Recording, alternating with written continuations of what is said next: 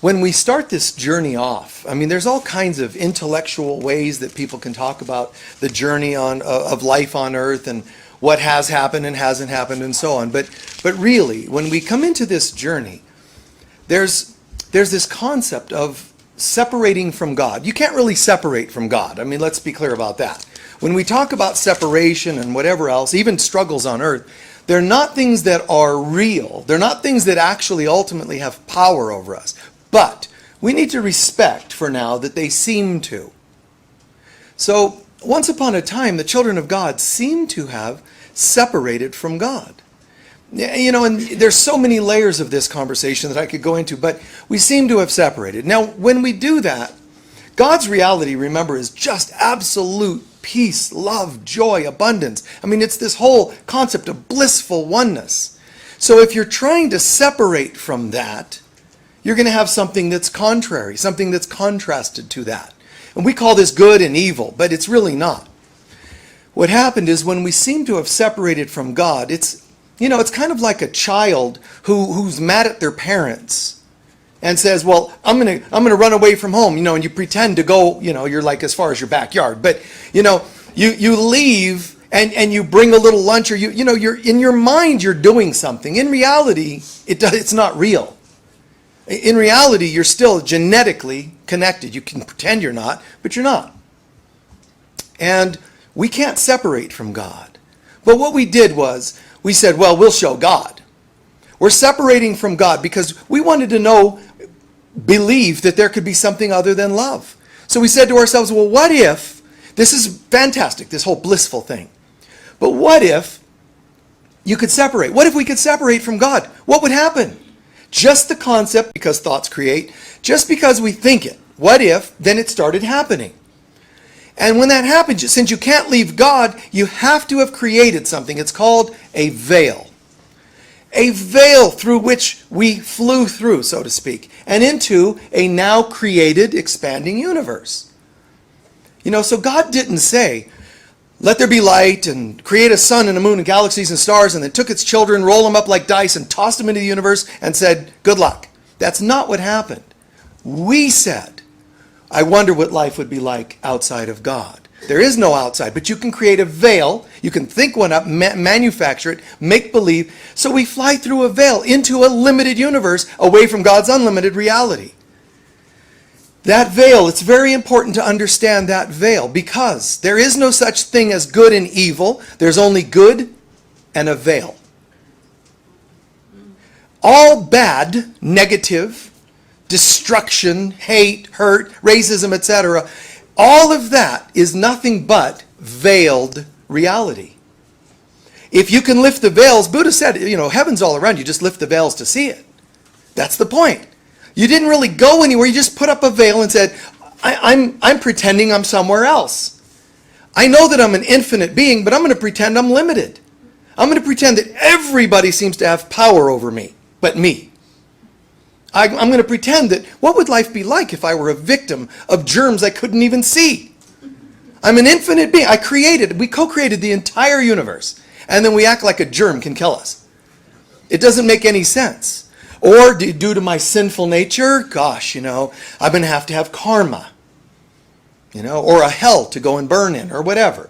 This is not God thinking these things up. Love cannot come up with these kinds of weird concepts. But we went through a veil. We fly through this veil, and then the Garden of Eden story is explaining it. The Garden of Eden creates this concept of, now there's a garden, because we've now come out of heaven, we're in semi-heaven, and God comes and visits Adam and Eve, mankind, visits the garden on occasion. What that means is, I used to be one with God up in here, symbolized by the upper three chakras. And then I seem to have descended from heaven, down into my heart center, which is called the Garden of Eden. And in the Garden of Eden, God used to come down and visit God, us, Adam and Eve. But then Adam and Eve end up biting from a tree, an apple. I mean, seriously, it's not an apple that's evil. God didn't say you can have anything but apples. It doesn't make any sense. That's like an evil produce guy. Don't stay away from my apples, They take anything else from the produce department, don't touch those apples. I've shined them up and everything. So that's not what happened. The apple, it wasn't even an apple, it got changed to an apple, it was a pomegranate. But it's true. The original stories were pomegranates because of the number of seeds in a pomegranate. And so what had happened was, don't eat from a fruit that's going to be the thought, the belief in the tree of knowledge, which means you guys are out to try to become or like individuated instead of one. You want to know of your individual ego. You want to create individual ego instead of oneness. So we separate from heaven because we're wanting to know what life would be outside of oneness. So we come to earth and we're in the garden and we're told, don't eat from the tree of knowledge, which meant the tree of judgment. This is really good advice. It wasn't God forbidding something good. It was this argument. Don't bite from the tree of judgment. Because once you start judging, what happened to Adam and Eve? Out of the garden, which means heart center. Now we're not even in there anymore. We dropped now into our lower three chakras. Our physical, emotional, and intellectual selves. That's what happened. We went through a veil and dropped into Eden, and then through another veil and dropped into earthly experience. A very seemingly limited earthly experience. So the story of the Garden of Eden and the trees of knowledge, which is judgment, or the tree of forgiveness. You know, the tree of life, they call it, but it's the tree of forgiveness. So you have two things to choose from. And the Bible says, okay, guys, look, since you think you now have come to earth, tell you what, you have two things that are going to be talking to you all the time. One is going to be patiently waiting, only speaking when you ask it to, which is the Holy Spirit or Divine Mother, just waiting, holding you in her womb patiently, saying, I'm holding you no matter what you do. And the other one is the tree of judgment. So the mother's saying, eat of the tree of life. It's called the tree of forgiveness. So the mother is asking constantly, honey, let me help you forgive today. And she doesn't mind that you're not in the mood to forgive. She doesn't mind that you're kicking people or being kicked. Not because she likes that for you. She's just saying, I'm still holding you. You're kicking and being kicked. I'm really sorry you chose that today. Really sorry you're experiencing that today. When you're ready, let me know, and I'll help take you into something else called forgiveness. And we're saying basically, I don't need your feedback. Right now, I'm still having some of the fruit of judgment. I would consider the tree of forgiveness if people didn't tick me off so much. The tree of judgment. So this is constant. This is a constant process. Then the mother, just in her infinite patience, is holding us. And so we're hearing about, in the Garden of Eden, we're hearing things like, the serpent. The serpent, evil is tempting Adam and Eve. It tempts Eve, and then she goes and turns and tempts Adam, and so on. All that's really happening, this thing called the serpent, the evil, it's just the veil. So who created the veil? We did. So there isn't an evil force against us, but in the illusion of life, it'll seem like there is. It'll seem like it. Why? Well, that's answered in a movie called The Never-Ending Story. Because in The Never-Ending Story, when they're talking about, the hero, Atreyu, the hero in the story is talking to what seems like the villain, this beast that's attacking and, killing people or whatever. And he says, because they know that the nothing, and that's a great name for it, the nothing is taking over. So when this hero meets this beast, he says, are you the nothing? He says, oh, no. Well, then what are you? Who are you? And what are you doing here? Oh, well, the nothing is mankind's lack of power. When they no longer believe in imagination and power, they start to become afraid. And when they're afraid, which is what the nothing is doing, when they're afraid, they're easily controlled. So this beast is saying, essentially, like, I'm the devil role. I'm the bad guy. But I'm only able to exist because the nothing has taken over people's power.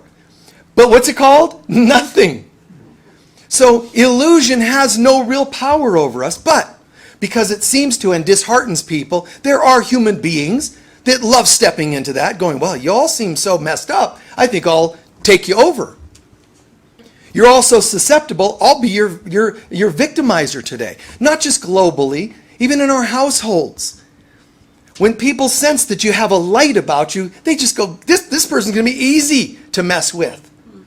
And they abuse a lot of times. They're called whipping posts, scapegoats in families, because they look a little more easy about things.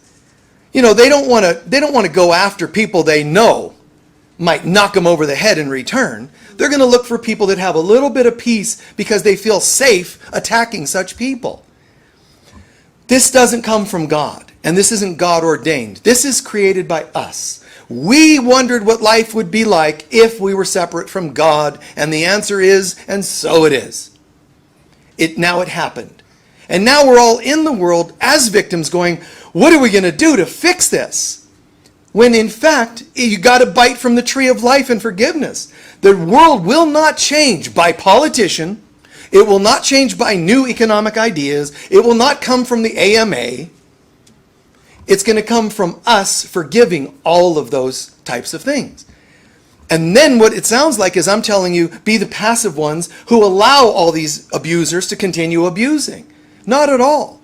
Because you can get in a loving state of mind and still say, not today. It's okay to do that in your households or wherever else. It's okay to say, no, thank you. But watch, because this world, man, it's just so controlled by such darkness, and for so long, it's designed to dishearten people. And this is no easy task for us to take on this idea of forgiveness. It's no easy task. You're not asked ultimately just to forgive one person or somebody that has annoyed you in your life. When you get past that, you start having to work on forgiving the collective. Not just my abandonment, everybody's. Not just my loneliness, everybody's. You know, and then you think, well, geez, people should be grateful I even worked on one or two people. Now you're asking me to work on, forgiving everyone? Everyone. There can't be 1 ounce of lack of forgiveness, or the evil, the veil, is being fed. So there's a veil between us and God. Who created it? We did. What are we going to do about it? Tell God to make it go away? God doesn't see the veil. See? We do. So God's saying, you can return any time. In fact, as far as I'm concerned, you never left. You all just think you did. It's like a comedy movie you might have seen. I can't see. Or it was on the Three Stooges at least 5 times. I can't see. I can't see. Open your eyes. Oh, look, I can see. Just open your eyes. Your eyes are closed. That's why you can't see. So God's saying, man, I'm really voting for that. Just lift the veil. Open your eyes. So when we came in and through a veil, our divine eye closed, and we opened 2 new ones. But because there's 2, it means we see through duality. Everything's now good and bad. Not real good, God, but a perceived good and bad. So when we come to this earth and we rely on our senses, any senses, but let's say especially the eyes, the vision, you can't even see clearly. I know what's going on here. You know what we need? One of those lines. You know what we need? Nobody ever has an accurate answer once they say that, because their senses are telling them what they need, and then their senses are telling them what would fix it. Here's the problem, here's the solution, but both times their eyes are closed. You can't see through the eyes of judgment and ever have a good answer. You can't see through the eyes of judgment means when you think that there's a problem and it's a bad problem. This one's even worse than yesterday's. You're already saying it is powerful. The only solution in that sense is, I don't know. The yogis, for how many years now, stopped trusting your senses. And they became masters of the physical realm. Some yogis even became masters of the astral realm. Jesus awakened to Christ consciousness, which is the master of all realms. That's how he's different. But yogis spent this time saying, don't trust your senses, man. That's going to mess you up in this dimension, this realm. Don't trust your senses. And, of course, in miracles, over and over and over and over, and the workbook lessons and the texts are talking about seeing. Perception and seeing, because it's trying to explain. The world you think you see, first of all, doesn't really exist. But the world you think you see is always going to look like it has power of some kind. Your senses. That's hot, that's cold, that looks pretty, that looks ugly. You can't see through judgmental eyes and ever have an accurate conclusion. Because as soon as there's duality, as soon as there's two eyes, as soon as they're coming through eyes of what we'll call perceptual eyes, perception, it means my opinion. In my opinion, that person looks good. In my opinion, that person looks bad. None of that is God's reality, because God would say, what person? Who are you looking at? Because God, which is light, all it can see is light. We think we're limited, so all we see is limitation. Because a Jewish saying, you don't see things as they truly are, you see things as you are. So we're always seeing through our own perceptions.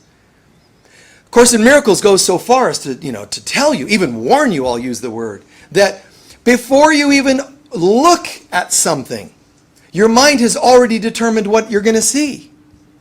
This is a bad experience. This always goes wrong. Oh, you better look out for. It's saying our mind already has opinions around these things. Then it's not, that saying, I'll believe it when I see it. No, you see it when you believe it. You only see what you believe.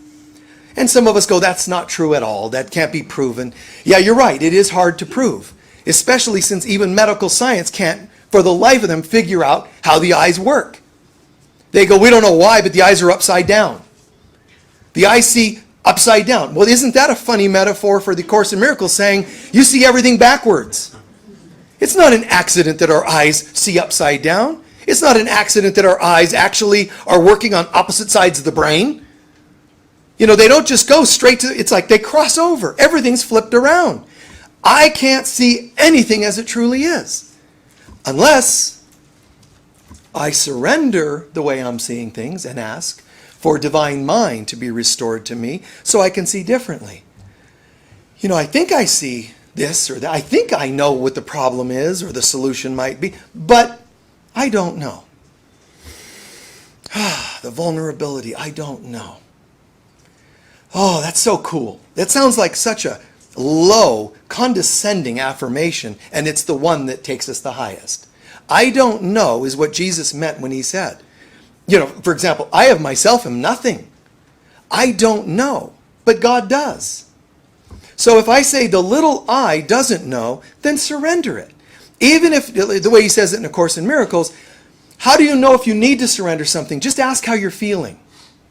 And if you're ever feeling anything less than absolute stellar love and peace, then you probably could risk surrendering your perception.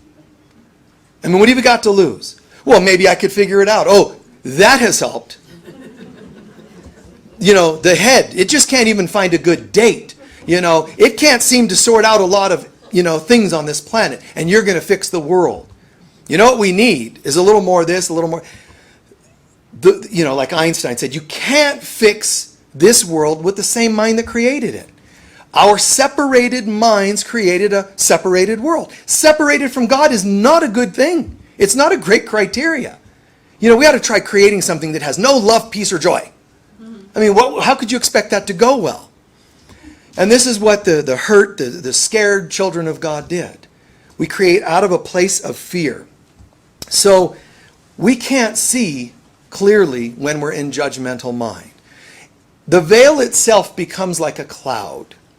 And so even if you start a new day today, or woke up after a good night's rest, when you open your eyes, they're already seeing through clouds. So you can't see clearly. So start the day saying, not my eyes, but yours. Not my will, but yours. Not my mind, but yours. It's not impossible. In fact, it's inevitable that all beings will eventually put back on the mind of Christ, meaning our true identity. How nice that I don't have to be the one to fight things. I mean, look at so many spiritual programs, and the ones that call themselves spiritual talk about, I'm going to inflate myself into a high level of spirituality. I'm going to start affirming that I'm amazing. I'm chic, fabulous, and cool looking, aren't I? I'm abundant, I'm prosperous. And then you still get sick. I'm amazing, and a loved one still dies. How come you didn't fix him, Mr. Amazing? Stellar perfection there, You're looking great. You got your stickers on your bathroom mirror that say, I'm wonderful. But who's the I that you're talking about? So the other route is to say, I don't know anything. I don't know my value. And the other people out there, the spiritual thinkers, they're going to say, that's a terrible affirmation. You do know. You're amazing. And there's a point where you reach bottom. These people all need a 12-step program. all these spiritual people, they need a 12-step program where they say, I don't know. And the only thing I do know is that I can't figure it out. So I'm going to call on a higher power. So Jesus puts it, the last shall be first and the first shall be last. Make yourself great and you're already lost. As soon as I perceive myself to be wonderful in my opinions, because who's the, me that we're talking about here, if in my human limited opinions, I think I'm wonderful and great, I'm already gone. I've already put the veil so thick between reality and illusion, I can't even know the real me, the one that is great. What I can do is strip it all down and just say, I don't know. So this prayer of humility is the one that takes us home. I don't know. I don't know is only half the sentence, really, because it's I don't know, but God does know. And so now you're surrendering to God. You're surrendering to the Christ within ourselves. But to God, you do know. And when you're praying to God for answers like that, you're really speaking to the Holy Spirit of God, the Divine Mother. That's the one that's been given charge to find a way to bridge us to each other and to reality. So by saying I don't know, all of a sudden everything starts, all the veils, all the layers of illusion and karma and whatever, all of them bow. We hear it happening to Buddha, and Jesus talks about it in A Course in Miracles, where when you start to wake up, trees would even bow to shield you from the sun. And it's like that. Not that it literally has to be so, but it's how life feels. Stuff doesn't get to you like it used to. People don't burn you with their solar rays of anger, hateful words. You just feel sheltered. You feel shielded. That's what it means. So we're hearing that we're taken care of. Learning to just say, I don't know. Mother, can you show me? I had amnesia. The mother knows you. She sees you. She's like, hi, honey. And we're like, lights are on, but nobody's home. I'm a bad person. Oh, no, you're not. You're silly. You're my son and I'm holy and you're holy. You're made in my image. So she has this perfect image of us. We're struggling with guilts and shames and karmas in the past. She's trying to tell us that stuff has no power over you. We're trying to convince her that it does. And every time we look at another human being and say, God, that person's not attractive. You can't be accurate. Because you're already seeing through eyes that are veiled. And when you say that person's very attractive, you're not even seeing the real them. The only time you know you're really seeing people is when you see and feel light when you look at them. Light. When you look at them and see them, and what you'll see and feel is peace. And my awakening doesn't come the way people think. Christians are waiting for the rapture so they can be taken away from all the evil people on the planet. And then the New Agers are waiting for the ascension. It's the same thing. I'm still waiting to get lifted away from all the rude and bad people. But the reality is you can't go anywhere. Even if you ascended. Your next life, they're still going to send you back. Because you still have people here that you do not see as total light. You can't become light unless you put on the consciousness of light. You can't fake it. You can't go, I'm ready for a higher dimension. Om mani padme, boom shakalaka, here we go. You don't just chant your way to heaven. They don't go, oh, we have a chanter, let him in no matter what the real consciousness is. A chanter, ooh, that's not what happens. They go, oh God, another one. Chanting, because they can hear the subtext. Om mani padme, I don't like you. Om mani padme, I don't like you. They can read the subtext. There's issues going on. So the test is going to be, even if you chant your way to the gates of heaven, when you get there, they're going to ask you to turn around and look back at the earth. How did it go? Well, not so good. I didn't like this type or that type. Even if it's not, you don't want to use the words I didn't like.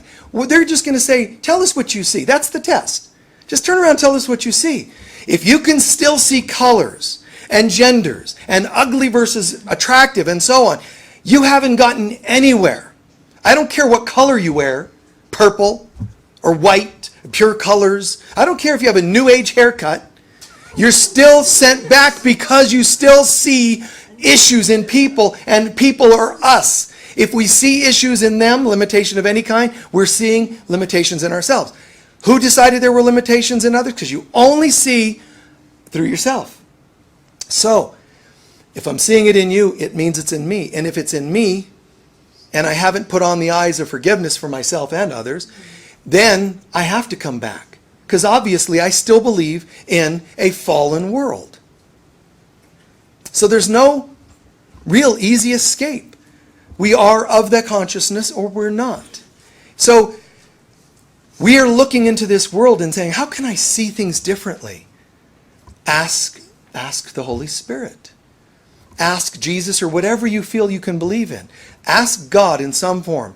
You know, God, I'm seeing something that's terrible. There's, storms and fires and droughts and all kinds of things, And you don't say, okay, I won't turn on the TV. Now I'm holy. That doesn't work. You don't have to sit there and watch it and go, I gotta go and get a car full of food and drive there and fix everybody. That's not necessarily going to help. Have you put on the eyes of forgiveness? How about looking, saying, there's a storm or a hurricane or whatever it happens to be. Wow. Just like Jesus walking out. Jesus didn't go, oh man, the apostles are out on a boat and the waves are tossing. This is going to be a tough miracle, especially since I get seasick. Oh, Jesus. No. And then he goes walking out. This is going to be a tough one. That's not how our divine mind really sees things. What it needs to do is go, first notice, a storm, a hurricane, a death, a sickness, whatever it is. Notice that you see it. There's nothing wrong with that because it's the truth. On the human level, it's how we perceive it. Own it. But then, turn it over. This is how I see it. One of my children, they're sick. Or one of my children, this is how I see it. But God, show me how you see it. And then, not everybody gets up and walks. Because human beings are not at the consciousness yet to completely restore people. But what happens is, show me how to see this. And you have a child that's a drug addict or a parent that's ill and passing away. They don't all get up and walk and are clean and sober. What happens is you start to feel a shift in here. Like, despite the way things look to these eyes, everything is okay in this eye. And it's quite amazing. It's not manipulated. It's not forced into activity. You don't have to do special, incantations per se. You can do any extra things you like, but it's all in the mind. It's a shift in consciousness. Wow, storms, hurricanes, whatever it is.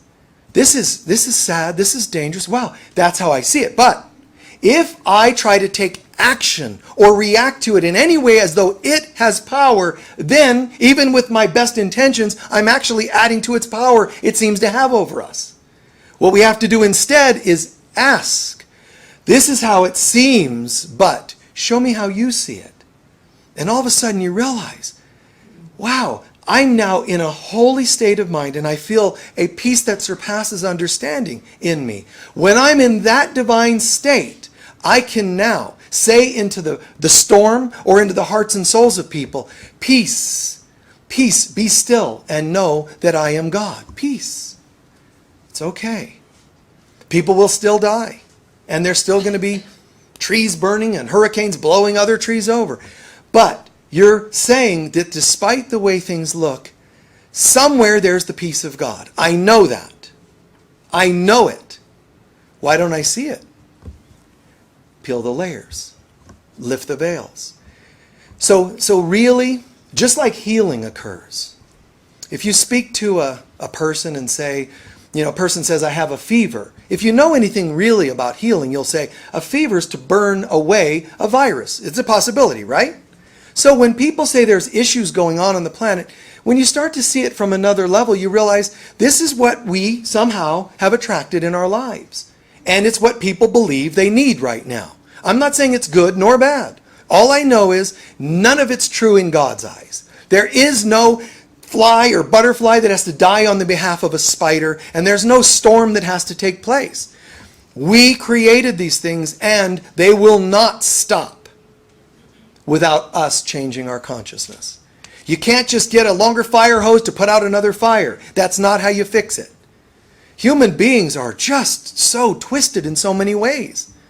No human beings want to think about limiting birth rates, but keep their birth rates going so you're all empowered to do what you want to do. Now there's no water. And when there's no water, people are complaining about something else, the cost of water in bottles in stores. Just one cycle creating another cycle, becoming more and more problems. So we're not going to fix the world through physical worldly means. It's in consciousness. We're all destined to learn to be in the world, but not of the world. And it's not easy, because the world's going to constantly tell your senses that there's a problem. Even if your eyes are blinded, you don't have vision, you're going to hear about it. And if you don't hear about it somehow, the tensions in other people psychically is still picked up in your sixth sense. And there's senses beyond the sixth sense. But my senses pick it all up. You feel it emotionally, astrally, psychically. You see it in vision and so on. The world's just so messed up. And one reason it's trying to do this is because it's trying to convince us. It's called tempting us. Evil tempts us. No, the veil tempts us to believe in it. Because the veil would disappear. If the veil disappears, then we're all home. But for the veil to disappear, it can only come through forgiveness. We put the veil in place. We have to forgive ourselves for putting the veil in place. And we're going, well, I'd get to that, but we have problems on earth. The veil is acted out through the stuff on earth. If you have a small number in your checkbook, like a minus sign, if you have a small zero, doesn't mean enough, zero. So if you have a zero in your checkbook, it's going to be evidence to your mind, because your intellect is one of your sick senses. The mind, the intellect. Oh, I know what that means, zero. That means I don't have enough. This world is like that. It shows you. You're still too heavy. You're not gaining weight when you need to because you're sickly. You're not doing this right or that right. Illness prevails. It's constant. All it is the veil tempting us to believe that it is real. Meaning, not a veil up in the sky. Believe it or not, as I stand and you can see me, you look at me, there's a veil between your eyes and me. When you look at each other, there's a veil between every one of us. It's almost like a spiritual fascia in the body. It's a tissue that veils everybody's eyes. Nobody can see each other anymore, unless through the eyes of forgiveness. Wow, that person's hot, great looking. As soon as you think you're seeing them, they're just appealing to your opinion of what looks good. It's just opinions. If we asked Picasso, everybody'd be all cubed, That would be kind of weird. Can you imagine that dude's mind? You're hot, It's all perception. None of it's true. None of us is great looking or not great looking. This is a veil.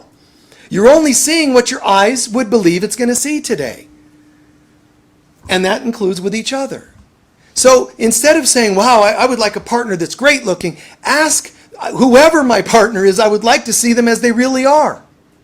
I would like to see you through God's eyes. That needs to be my living affirmation and aspiration. I want to see everyone as they truly are. And then everybody starts peeling layers of the veil. I only showed you that I was an addict. I even said it constantly. I'm an addict. And now I peel that off. I'm a male or I'm a female or I'm black or I'm white. These are convenient veils that we put on ourselves as well. I'm going to show you someone that I want you to see. They're called masks. Forgiveness allows the masks to come off, one after another, and seemingly, never ending. They just keep dropping. They keep falling away. Jesus told the Pharisees of the time, the leaders of the time, they were the politicians, the lawyers, and so on. It's an interesting statement he makes to them, because they're saying, they're arguing with him. We're the leaders of Israel. We know what's right. And I'm just paraphrasing, but he says, if you would say, I cannot see anything, you would be innocent, flawless. But because you claim to know everything, because you claim to see the truth and speak for God, your sin remains. And that's when they were like, oh, kill this guy quickly. Like they were so mad at him. And all he was saying really was, if you would try the I don't know, you're already halfway home. But because you shut that down, you don't have an open mind, and you say, we know the laws of Israel better than anyone else. They were the lawyers, the politicians, the powers of the time. Because you people think you know, your sin remains. And he wasn't saying sinners like in the traditional sense. He was saying your eyes, you're flawed.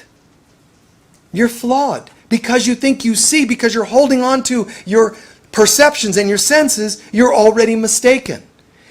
As soon as you affirm that there's veils, how could you see anything truly? And how can you tell other people about God if you have veils over your eyes? So he says, you're better off saying, I don't know.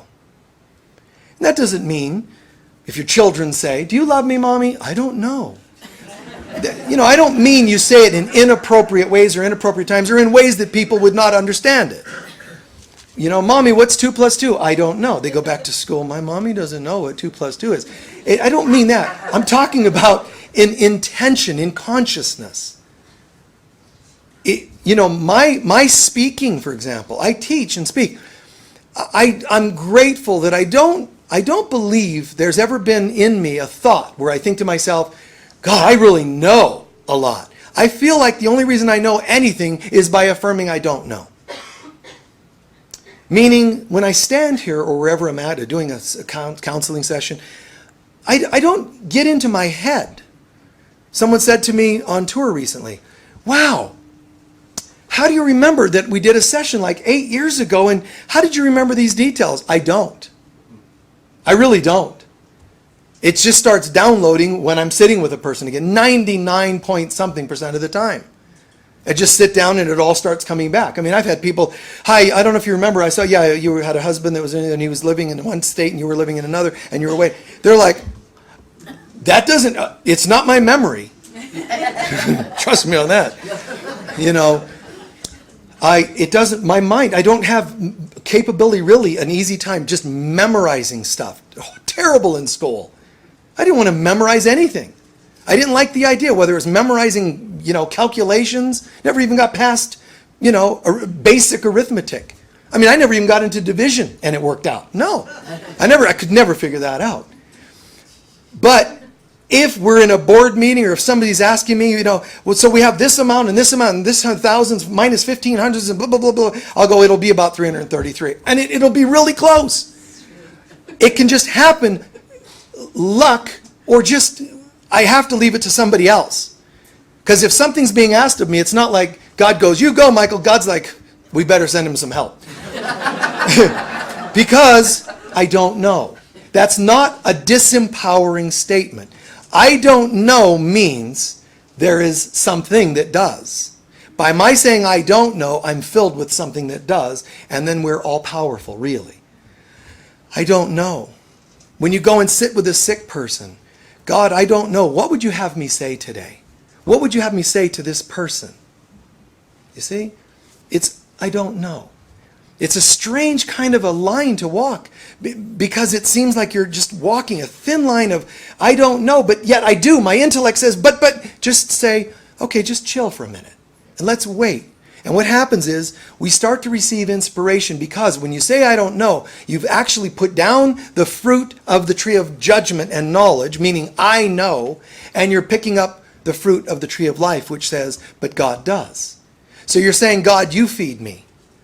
The fruits of the Spirit, the fruits of God consciousness. And in that, man, everything starts to download. We start to realize we know things. There's people online that say, God, how do you know this? How did you teach this? Or whatever it is. I try as often as I can to explain. It's really by just stepping aside and saying, I don't know. Well, how could Casey do what he did, Edgar Casey? He would say he had a technique. There are yogis that have been interviewed about Edgar Casey. They said that's an advanced yogi technique that Casey would literally take his ego human self and detach from it, set it aside. Then he was able to read all the knowledge, all the Akashic records of any topic, past, present, or future. But it was a technique of stepping aside from the ego self, or the human self, if you want to call it that. That's all it is, and it's not challenging, it's not difficult. Just a little humility, just a little willingness. God, I don't know, but show me. God, show me how to be a single mom today. Instead of, I wish I had a partner, I don't want to have to be a single mom. Why?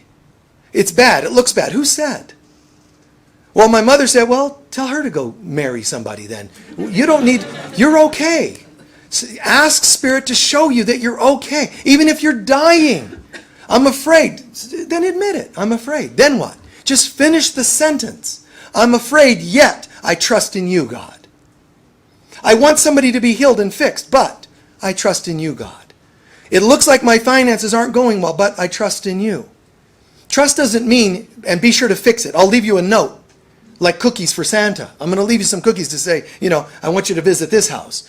It's not like that. It's more like, I don't even know what the problem is. I think I do.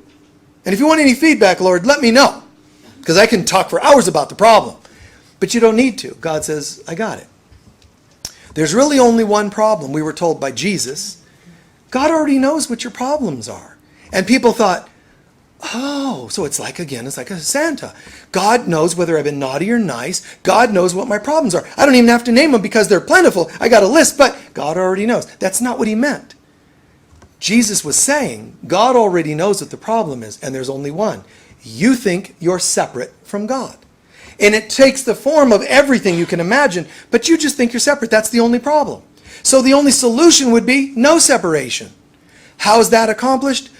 Forgiveness is the only technique that works. Meditation is good in its right. Reiki is wonderful for its thing. All things have a wonderful experience or purpose on the planet Earth. The only thing that takes us home and restores our vision even while on earth is forgiveness.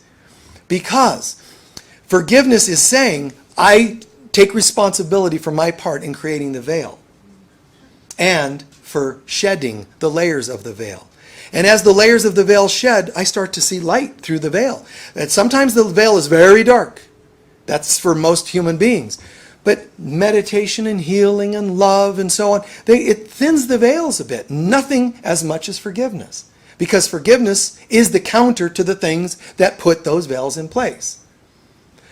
So we learn to take ourselves into a new state of consciousness. When that happens, I'm going to share a quote from the scriptures for you.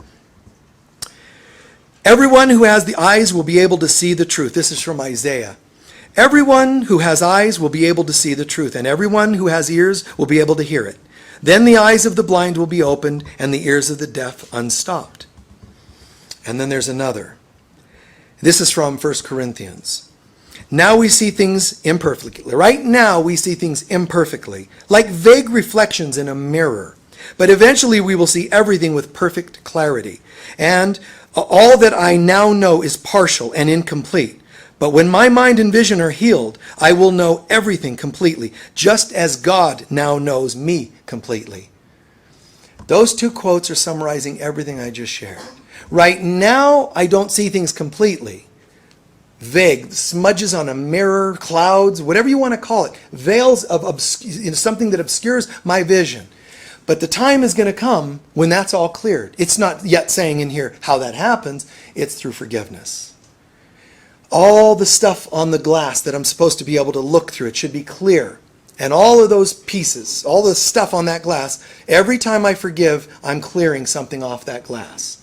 And through that, I'm starting to see more and more and more clearly. Forgiveness has to be authentic. You can practice meditation, but you can actually come out of meditation as hateful as when you went in. Forgiveness is meditation put into a practice where you can't really fake it. I mean, you can try to fake it, but if it's authentic forgiveness, it's going to take those veils off. I can still be hateful after I meditate. It's not a best thing to do, is it? But I can still actually do. There's a lot of people that do that. I meditate all the time. I'm amazing. You're not. I don't like you. So that doesn't work. But meditation's designed to get you to the place that forgiveness would like to take you.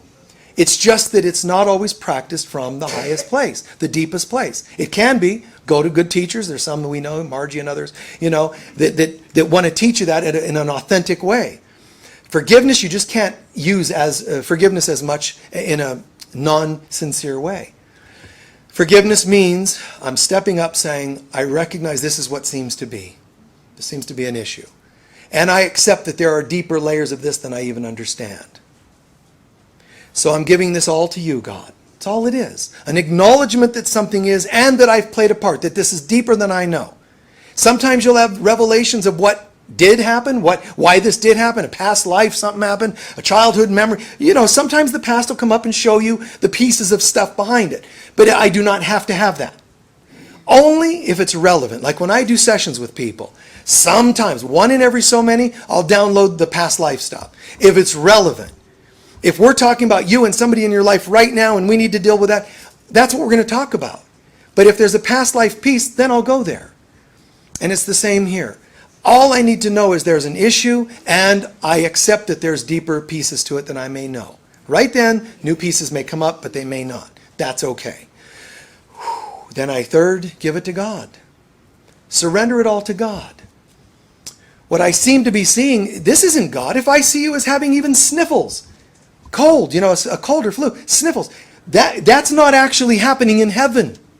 People aren't walking around with issue tissues in heaven blowing their nose because they're sick. It doesn't happen in heaven. But why is it here? Because we live through a veil. We're seeing everything obscured. And it's our destiny to see things purely. I mean, it's cool. It's our destiny. So do it now. Don't wait till you go to heaven, because you won't get to heaven if you don't do it now. Practice here and now. Look at people. God, that person's pretty hot looking. But that's not real. This is pretty fun. Good one. Because it's a veil. The veil is tempting me. Evil is tempting me. Not, oh my God, evil in that person is tempting me to look at them. We did that as priests and hurt each other in the dark ages, Everybody was all freaked out about temptation. Women are tempting us, so, they put them all to death. That didn't work. That's called projection. Freud would have a heyday on the dark ages, but we won't go there right now. Anyway, it's just projection, But instead, that person looks, but wait. No matter how beautiful you think they look, it's nothing in comparison to the light on the other side of the veil. I see that person looks a certain way. Isn't that funny? I got hooked by that. I got hooked by looks. Is that what I am? Am I a veil guy? Is that all I want? I want dark, like a dark skin like over my eyes that don't allow me to see things. And that's why in Ho'oponopono, the Hawaiian prayer, you would say to that person, oh my God, sorry about that. Not verbally, but in our mind. Sorry about that. For a moment there, I was looking at you as you were ugly or you were hot looking. And I'm sorry about that. Please forgive me. The truth is, you're gorgeous and light. I love who you really are. And thank you for letting me do that. See, it's letting go of my opinion of you. But that's true even if it's financial. Somebody says, I have financial, and we feel it. Sometimes shaking in our being, we feel the hurt and the sadness. Let it come through. Let it just move through. Cry it, scream it. Don't deny the human part, but be willing to surrender the human part to God and see it differently. That's all. I'm not saying like some people, stuff those emotions and show that you're a spiritual advanced master. Not at all. Because if you're stuffing things, that's not very masterful. Because it still means it's in there. Cry it and sigh it. Surrender it. And then welcome something else in.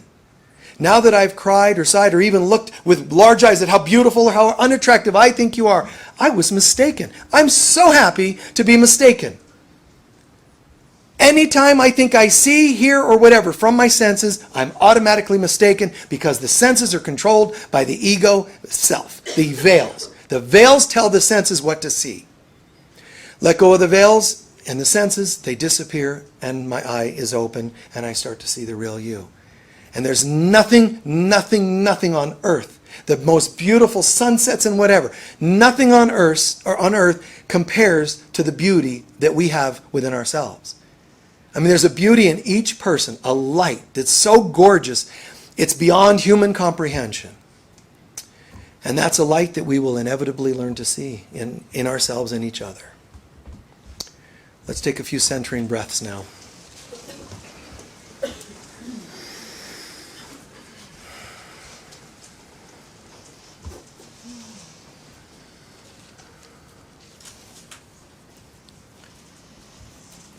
Just setting aside all the stuff of the world.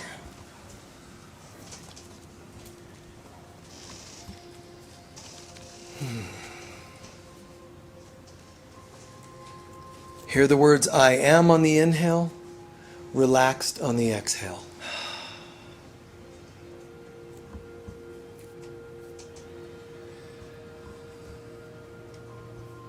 Several times.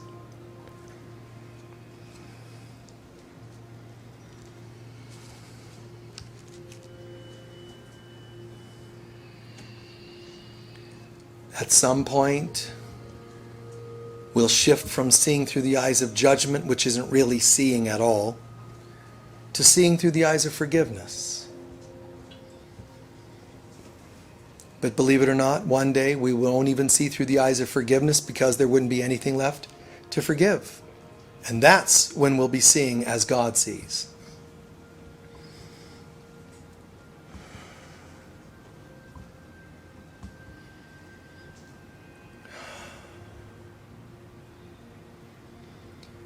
Now,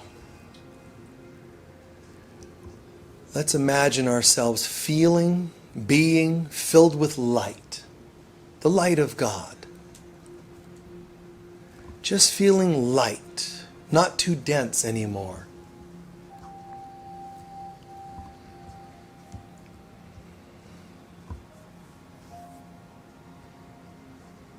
And we look upon the world and we see people that we've had challenges with throughout our life, events that were challenging anywhere in our life. For a moment, we acknowledge that this is how we see with our human eyes. This is what seems to have happened. We don't pretend that's not so. It's what seems to have happened.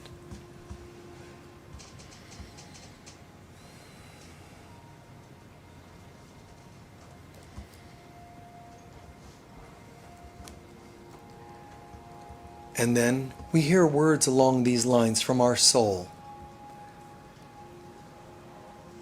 Beloved Father, Mother God, this is how I saw this person or situation in my life. It could be world wars and politicians. Anyone that comes to mind, bring it on. Whomever they may be, they are my test today. These individuals are my test today. I'm being tested. It's my destiny to pass the test, but can I do it today? So I look at these individuals in this world, the challenged in my history. They can even be people that are just sick, starving, any image of less than holy. See them. And again, with these words from our soul, I am determined to see this person or these people as God sees them. I am not comfortable with what I was seeing in this world. I'm not comfortable with seeing sick people and starving people, financially stressed people. That is not God's will. And I do not feel peace while I simultaneously see pain, because pain is not peaceful. So I look upon the world and all its things and people and issues, and I'm asking you, Father, Mother, God, you can take from me, Divine Mother, my old way of seeing. Unplug all the previous wiring about these kinds of people, men or females, males or females, Republicans, Democrats, wealthy, broke. Lift it from my mind.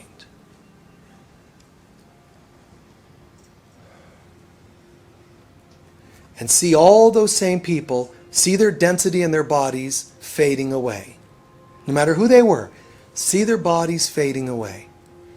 But remaining pure light. Father, Mother, God, let me see this person and these people as you see them. Let me see them as you see them. And take a moment to allow this light inside these people to gradually raise in level, raise in consciousness, rise to higher and higher levels. See it happening. This light welling up. We are told in the teachings of Christ consciousness. That when we can't see that light in individuals, it's because it's reflecting unhealed stuff within ourselves. We're allowed to hold on to the unhealed stuff, but then we won't be able to see people differently. If we can't see them differently, we cannot see ourselves differently. We will remain in the problems. So, I am determined to see this person differently. I'm determined to see them as God sees them. I surrender all previous experience, judgments, and opinions. And watch this light evoking from deep within this person. And imagine this, that what previous image they gave you was nothing but this. Their soul was saying, I am in pain. I'm hurt, hateful, angry, whatever it is. And I'm in your life for no accidental reason. I'm in your life on one level because my pain somehow resonates with yours. But also, they're saying, I actually believe and trust you to be the one who's going to allow me out of this frame that I'm in. Believe it or not, the most irritating, hurtful people we've ever known, in part, they were in our lives begging for us to release them from their hurtful appearance. So grant this to them. How could I deny you love? We're not forgiving or saying this to their ego selves. We already said goodbye to that. Their ego self is a hurtful self and it's not the real self, so goodbye. What we're saying that we love and are willing to see, though, is the light within them. Wow, that light has been trying to get out from behind a veil that they created. So they came to someone else who has their own veil, us, and said, would you free me? And we said no. But today, we have another opportunity. Out from behind the veil. I will help you lift the veil, brother, sister. You are not financially strapped. You are not physically ill. It just looks that way. You are not the perpetrator only. That's the ego. I see a light in you that's looking and calling to be free. And I'm so grateful that you relied and trusted in me today. I'm honored.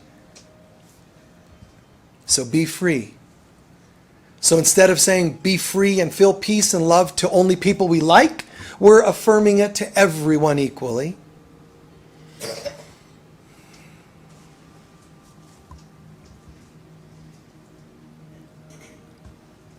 And then imagine this person saying this to you. Besides thank you. Have you looked in the mirror lately? No, why? And imagine them holding up a mirror and all you see is radiant light. Because that's what you accomplished when you released them to that light. As I am healed, I am not healed alone. We're all in this together. And I forgive myself for ever believing that my life would change if only the good guys were around me and the bad guys were sent away. We're all in this together, and we all rise into consciousness of God together. And so it is. Take your time, slowly opening your eyes.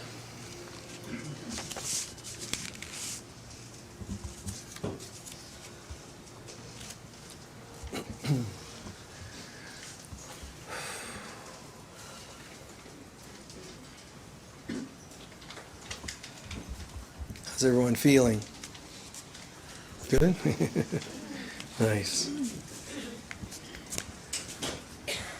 I pray that all of that made sense, but especially the meditation, because it can be challenging to hear the idea, the concept of, everyone testing us. It's hard to believe, but it's true, that even the most rude, hurtful people were somehow begging their victims to release them from being victimizers. It's hard to believe that. Not by pretending that what they're doing is okay, by looking past the veil of what they're doing to the light that's in them. And believe it or not, if we don't do that, those people are going to stay hurt and hateful and do it again. If somebody doesn't release them, what's going to make them be different when they come back? So through true forgiveness, we actually release people into healing. All right.